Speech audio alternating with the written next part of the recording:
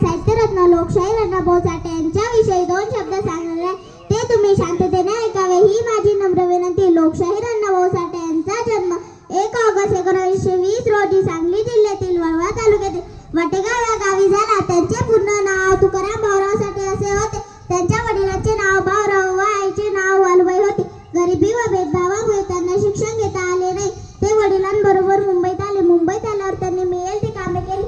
जगण्यासाठी त्यांना खूप संघर्ष करावा लागला, पण ते खचले नाही. नरस्य तलवारीवरच्या धुळीसारखे असते. धूळ झटकली की तलवार पुन्हा जाडसर बनते, अशी त्यांची विचारसरणी होती. त्यांनी 35 कादंबऱ्या, 13 कथासंग्रह, 15 पोवाडे, 13 लोकनाट्य, 3 नाटके, 1 शायरी पुस्तक, 1 प्रवास वर्णन आणि 7 चित्रपट कथा यांची निर्मिती केली. रशियात जाऊन छत्रपती शिवरायांचा पोवाडा गाणारे हे प्रथम लोकशाहीर होते.